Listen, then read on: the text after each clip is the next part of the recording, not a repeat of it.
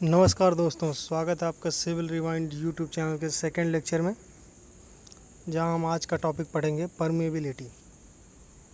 एक important topic है जिसमें हम आज परमेबिलिटी के हम फार्मूले और थ्योरी डिस्कस करेंगे। तो पहले हम समझते हैं परमेबिलिटी होती क्या है। परमेबिलिटी क्या होती है कि कोई फ्लूइड किसी मीडियम से कितना ईज के साथ फ्लो कर सकता है, वो होता है परमेबिलिटी। इसको हम हाइड्रोलिक कंडक्टिविटी बोल सकते हैं। जैसे इलेक्ट्रिकल कंडक्टिविटी होता है आपका कंडक्टर्स में, वैसे यहाँ पे तुम्हारा कोई फ्लूइड किसी मीडियम से फ्लो हो रहा है। यहाँ जैसे यहाँ के मीडियम होगा सॉइल मैकेनिक्स में, तो जैसे आपका फ्लूइड वाटर है, तो वाटर सॉइल से कितना ईजिली फ्लो हो सकता है वो कहलाएगा उसकी, किस ईज के साथ फ्लो हो सकता है वो कहलाएगा आपकी परमेबिलिटी। अब ये ईज किस पे डिपेंड करता है? ये डिपेंड करता है वॉइड्स का इंटरकनेक्शन कैसा है, इंटरकनेक्शन ऑफ वॉइड्स कैसे हैं। तो जो बड़े वॉइड्स होंगे उसमें इंटरकनेक्शन ज़्यादा होगा, तो इसलिए जो होता है परमेबिलिटी ऑफ जो कोर्स ग्रेन्ड सॉइल्स होते हैं वो फाइन ग्रेन्ड सॉइल से परमेबिलिटी उसकी ज़्यादा होती है। हालांकि फाइन ग्रेन्ड में नंबर ऑफ़ वॉइड ज़्यादा होते हैं, नंबर वॉइड उनमें ज़्यादा होते हैं, लेकिन वॉइड उनके क्या होते हैं, स्मॉल होते हैं फाइन ग्रेन्ड के। लेकिन कोर्स ग्रेन्ड के वॉइड जो होते हैं बड़े होते हैं, इसलिए उसमें इंटरकनेक्शन ज़्यादा होता है। इंटरकनेक्शन ज़्यादा होता है इसलिए उनकी परमेबिलिटी ज़्यादा होती है। अब परमेबिलिटी के लिए एक लॉ है। लॉ कौन सा? Famous law, Darcy law. Darcy law क्या कहता है कि भाई for a laminar flow in saturated soil mass, किसी सैचुरेटेड सॉइल मास में एक लैमिनार फ्लो हो रहा है, तो जो उसमें फ्लो की वेलोसिटी रहेगी, फ्लो वेलोसिटी जो तुम्हारी रहेगी या डिस्चार्ज वेलोसिटी जो रहेगी वो क्या होगी? डायरेक्टली प्रोपोर्शनल टू होगा हाइड्रोलिक ग्रेडियंट के, डायरेक्टली प्रोपोर्शनल होगा हाइड्रोलिक ग्रेडियंट के। प्रोपोर्शनलिटी हटाएंगे तो आ जाएगा V इक्वल टू के आई। के होता है तुम्हारा कोफिशिएंट ऑफ परमेबिलिटी या परमेबिलिटी, ठीक है। अब इसको डिस्चार्ज होगा Q equal to A B. V की जगह तुम के आई रख दोगे तो तुम्हारा आ जाएगा Q इक्वल टू के आई है। अब ये तुम्हारी जो वेलोसिटी है ये डिस्चार्ज वेलोसिटी है, एवरेज वेलोसिटी थी, क्योंकि यहाँ पे जो हमने फ़्लो माना है, पूरे फ्लो पे हमने फ़्लो एरिया जो माना है पूरी फ़्लो हो रहा है जो पूरे सरफेस से हो रहा है, लेकिन एक्चुअल में जो फ़्लो हो रहा होगा वो वाइड्स के थ्रू ही हो रहा होगा। तो यानी एक्चुअल में क्या होगा, एक्चुअल में फ़्लो एरिया जो है, एक्चुअल फ़्लो एरिया वो कम है। यहाँ पर हमने ज़्यादा मान लिया है। हमने यहाँ पर जब ज़्यादा एरिया मान रखा तो ये वेलोसिटी क्या होगी? ज़ाहिर तौर पर ये वेलोसिटी हमने कम माना होगा, क्योंकि A/V का रेशियो तो सेम ही रहेगा, कॉन्टीन्यूटी इक्वेशन। तो यानी कि जो तुम्हारी एक्चुअल वेलोसिटी या सीपेज वेलोसिटी रहेगी या ट्रू वेलोसिटी जिसको बोलते हैं VS, वो तुम्हारी क्या होगी? तुम्हारी इससे डिस्चार्ज वेलोसिटी से ज़्यादा आएगी। और उसको तुम्हारा जब डिराइव करते हैं तो ये आएगा VS equal to V/N। N होगा यहाँ पे तुम्हारा पोरोसिटी, और एक उसी हिसाब से तुम्हारा परकुलेशन का भी कोफिशिएंट, वो coefficient of percolation Kp equal to K/N। और अब हम देखते हैं हाइड्रोलिक ग्रेडियंट क्या होता है। जो आई था हमारा हाइड्रोलिक ग्रेडियंट क्या होता है? आई होता है तुम्हारा head difference per unit length या head loss per unit length, जो कि हम लिख सकते हैं H1 - H2/L equal to HL/L के बराबर, ठीक है, ये लिख सकते हैं। अब ये होता है डार्सी लॉ। भाई वैलिड कहाँ नहीं होता है ये वैलिड? एक तो हमने क्या था, लैमिनार फ्लो के लिए ये होता है वैलिड, तो कहाँ नहीं वैलिड होगा? टर्बुलेंट में नहीं वैलिड होगा। अब टर्बुलेंट फ्लो कब होता है सॉइल में? हम FM वाला तो जानते हैं कि टर्बुलेंट कब होता है, लेमिनार कब होता है, कब पाइप में और प्लेट पे कैसे होता है। यहाँ सॉइल में क्या होता है? सॉइल में होता है कि जब RE लेस देन और इक्वल टू 1 तो लेमिनार होता है, और RE ग्रेटर देन 1 पे क्या होता है? टर्बुलेंट होता है। तो टर्बुलेंट के लिए नहीं वैलिड होगा, और ग्रेवल्स के लिए नहीं वैलिड होगा, क्योंकि ग्रेवल में क्या होंगे? बड़े वाइड्स होंगे, बहुत ज़्यादा बड़े वाइड हो जाएंगे, जब फ्लो उसमें से निकलेगा तो टर्बुलेंट हो जाएगा फ्लो। ये इसकी ड्रॉबैक्स हो गई, या मतलब इस पर ये वैलिड नहीं होगा। और अब आ जाते हैं हम ये कोफिशिएंट ऑफ परमेबिलिटी या परमेबिलिटी की डिटरमाइन कैसे करेंगे, किसी सॉइल में कैसे डिटरमाइन करेंगे। तो डिटरमाइन करने के 3 तरीके हैं। लैब टेस्ट कर सकते हो आप, फील्ड पे टेस्ट हो सकता है, और एम्पिरिकल फार्मूले इनडायरेक्ट मेथड्स हैं। लैब टेस्ट में क्या है? लैब टेस्ट में 3 टेस्ट हैं। कांस्टेंट हेड टेस्ट है, फॉलिंग हेड या वेरिएबल हेड टेस्ट है, और कैपिलरिटी परमेबिलिटी टेस्ट है। कांस्टेंट हेड टेस्ट में किसके लिए, हम जो इसमें हम टेस्ट को पूरा नहीं पढ़ेंगे, पूरा प्रोसीजर हम जो आता है एग्जाम में, जो इंपॉर्टेंट चीज़ें हैं हम वही देखेंगे कि किसके लिए सूटेबल है, किस सॉइल के लिए, इसके फार्मूला क्या है।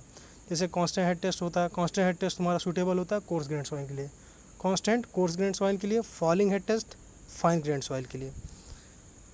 अब कांस्टेंट हेड टेस्ट में फार्मूला क्या होता है? Q equal to V/T equal to KI है। फॉलिंग हेड टेस्ट या वेरिएबल हेड टेस्ट में फार्मूला क्या होता है, के इक्वल टू होता है 2.303 small a by capital A L upon T log H1 by H2। Small a तुम्हारा जो स्मॉल पिपेट था उसका एरिया था जो तुमने उसमें पीजियोमीटर का लगाया था, ए तुम्हारा कैपिटल ए है तुम्हारा उसका स्पेसिमेन का एरिया, एल है स्पेसिमेन का लेंथ, टी है टाइम कितना लगा H1 से H2 में डिप्लीट होने में, और वो H1 H2 क्या हेड था, सब्सिक्वेंट हेड्स थे। ठीक है, अब इसको हम क्या होता है जैसे 3 रीडिंग लेते हैं, फिर हम ये देखते हैं कि भाई रीडिंग सही है कि नहीं है। तो रीडिंग चेक करने के लिए एक डायरेक्ट उसमें फार्मूला आता है जो हम इसी वाले को जो के वाला इक्वेशन इसी को यूज करके हम करते हैं। तो उसमें आता है H2 equal to under root H1 H3। अब एक तीसरा मेथड है हमारा टेस्ट का, इसमें capillarity permeability test. Capillarity permeability test होता है तुम्हारा पार्सली सैचुरेटेड सॉइल्स के लिए।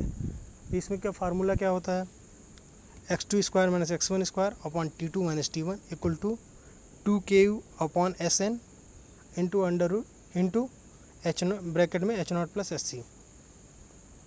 इसको दोबारा हम देख लेते हैं एक बार, x2 square minus x1 square upon T2 minus T1 equal to 2KU upon SN H0 plus SC। अब आ जाते हैं, ये तो लैब टेस्ट हो गए 3 टेस्ट में, constant head test coarse grain के लिए, फॉलिंग हेड फाइन ग्रेन के लिए, और capillarity permeability test partially saturated soil के लिए।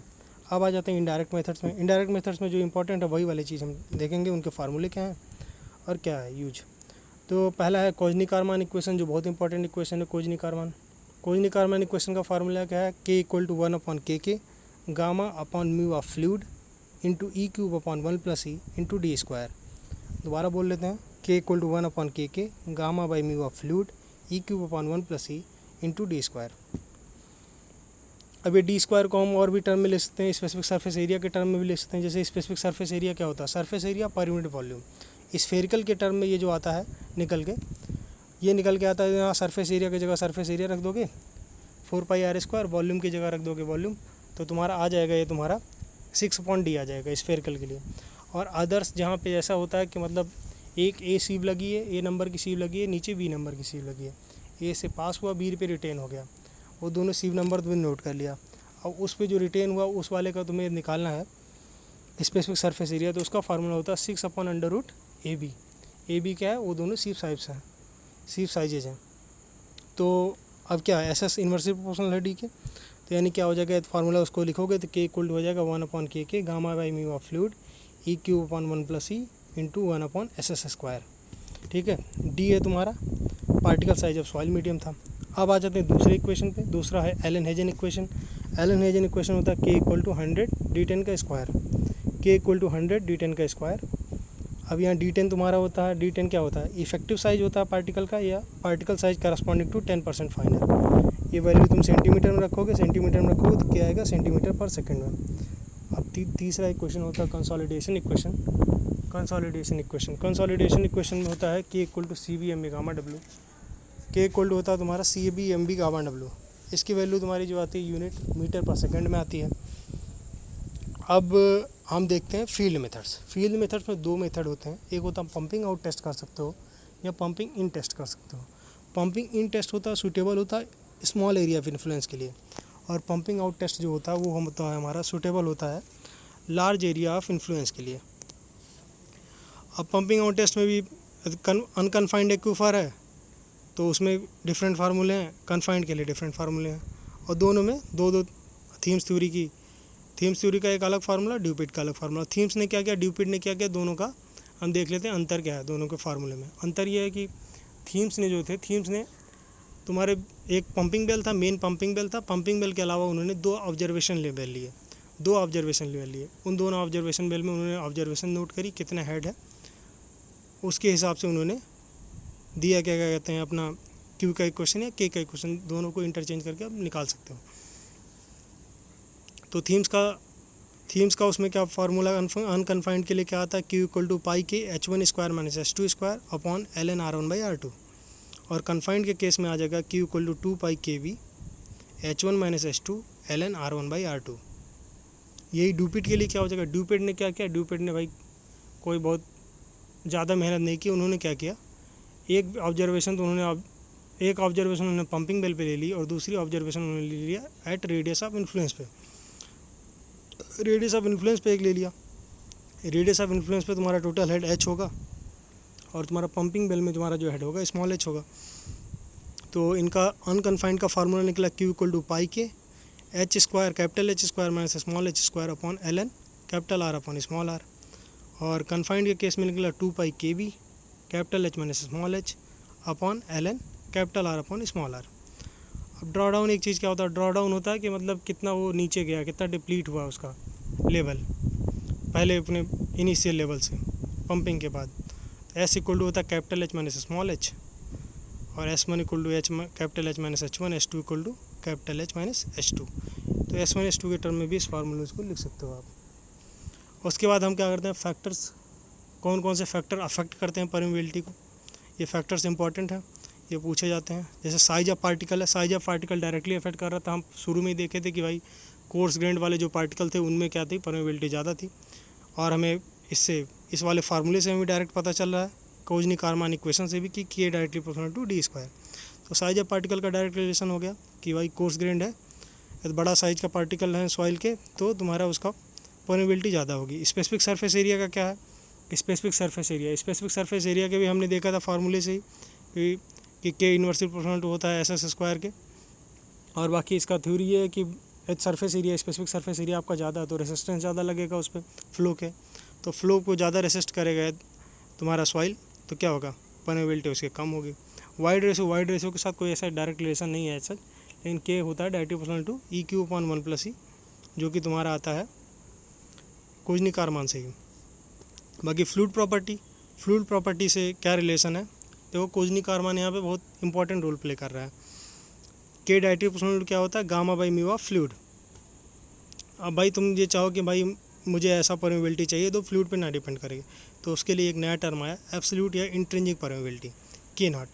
तो इसको हमने क्या किया, K को डिवाइड कर दिया गामा/म्यू ऑफ फ्लूइड से, यानी K0 equal to K upon gamma mu of fluid.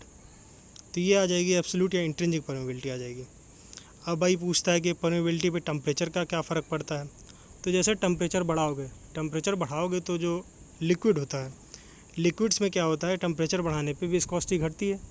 तो विस्कोसिटी घटेगी यानी कि फ्लूइड पतला हो गया तो क्या होगा, वो उसको क्या कहते हैं, रेसिस्टेंस कम लगेगा, वो ज़्यादा अच्छे से फ्लो करेगा, ज़्यादा ईज के साथ फ्लो करेगा, तो क्या होगा, परमेबिलिटी बढ़ जाएगी। जैसा कि आपको इस फार्मूले से भी दिख जाएगा, K equal to gamma mu of fluid. यदि म्यू तुम्हारा बढ़ता है, यदि म्यू यहाँ पे तुम्हारा घट जाता है, टेम्परेचर बढ़ाओगे म्यू घटेगा तो K बढ़ जाएगा, वो फार्मूले से भी दिख रहा है। बाकी डिग्री ऑफ सैचुरेशन के साथ डायरेक्ट इफेक्ट होता है। यदि कोई ड्राई सॉइल है तो वहाँ ज़्यादा रेसिस्टेंस उसको लग रहा होगा ओवरकम करने के लिए उसको, और वही जैसे जैसे सैचुरेशन बढ़ती जाएगी तुम्हारा ये परमेबिलिटी बढ़ता जाएगा। अब इंट्रैप्ड एयर और फॉरेन इम्प्योरिटी के साथ क्या रिलेशन होता है, ये तुम्हारा इंट्रैप्ड एयर है या फॉरेन इम्प्योरिटी है तो एक तरह से ब्लॉकेज का काम करती हैं, ब्लॉक करती हैं, एयर ब्लॉक का काम करती हैं, तो वो क्या करता है, परमेबिलिटी को घटाता है, इसलिए इससे इन्वर्सली प्रोपोर्शनल है। और एक चीज़ ये है कि जो फ्लोकुलेंट होते हैं, फ्लोकुलेंट और डिस्पर्स दो होते हैं जो क्लेज में होते थे, क्ले में कि फ्लोकुलेंट और डिस्पर्स दो अरेंजमेंट होते थे, तो फ्लोकुलेंट की जो परमेबिलिटी होती है वो डिस्पर्स से ज़्यादा होती है, ये होता है। और एक हम नेक्स्ट पे चलते हैं, जो नेक्स्ट क्या है तुम्हारा एडजॉर्ब वाटर का। एडजॉर्ब वाटर क्या होता है कि एडजॉर्ब वाटर क्या होता है, जो उसके उस पे सरफेस पे सॉइल पार्टिकल के सरफेस पे जो एक लेयर होती है, फिल्म होती है वाटर की, उसको हम एडजॉर्ब वाटर कहते हैं। यदि वो ज़्यादा होगा तो क्या होगा, सॉइल के जो वाटर, सॉइल के थ्रू जो वाटर जा रहा है उसको क्या होगा, पाथ उसका कम हो जाएगा, पासेज कम हो जाएगा, एरिया कम मिलेगा, तो मोर रेसिस्टेंस टू फ्लो रहेगा, तो क्या होगा, परमेबिलिटी उसको कम हो जाएगी। और सबसे लास्ट है structure of soil. Structure of soil में क्या है भाई, स्ट्रक्चर ऑफ सॉइल में स्ट्रेटिफिकेशन मतलब लेयरिंग, सॉइल कैसे कैसे लेयर्स में अरेंज्ड होती है। तो अब इसमें दो चीज़ें होती हैं, एक होता है कि भाई permeability parallel to bedding plane, और दूसरी होती है permeability perpendicular to bedding plane. तो जब तुम्हारा पैरेलल टू बेडिंग प्लेन जा रहा होगा तो उसको कम रेसिस्टेंस मिल रहा होगा, क्योंकि लेयर है, इसलिए बीच बीच में उसमें क्या कहते हैं, उसको कम रेसिस्टेंस मिल रहा होगा, जगह होगा, तो क्या होगा, उसको जाने में ईज रहेगा, तो ईजिली जा पाएगा, तो क्या होगा, पैरेलल में ज़्यादा होगा। और परपेंडिकुलर में जब उस परपेंडिकुलर डायरेक्शन में जाएगा तो उसको ज़्यादा रेसिस्टेंस मिलेगा, तो परमेबिलिटी उसकी क्या हो जाएगी, कम हो जाएगी। फार्मूला क्या होता है, के पैरेलल इक्वल टू होता है समेशन ऑफ के I Z I upon summation of के जेड आई, समेशन ऑफ के I Z I upon summation of Z I. और परपेंडिकुलर के केस में क्या होता है, summation of Z I upon summation of Z I upon के आई। के पैरेलल होता है के परपेंडिकुलर से ज़्यादा। तो इस तरह से हम सारे पूरा हमने परमेबिलिटी कवर कर लिया। इससे बाहर कुछ आना नहीं है, इससे बाहर कुछ जाना नहीं है। तो ये एसएससी जेई वगैरह सारे एग्ज़ाम्स के लिए ये पूरा कवर हो गया परमेबिलिटी आपका। तो अब धन्यवाद, आपसे विदा लेते हैं, फिर मिलेंगे नेक्स्ट लेक्चर में एक नए टॉपिक के साथ। धन्यवाद।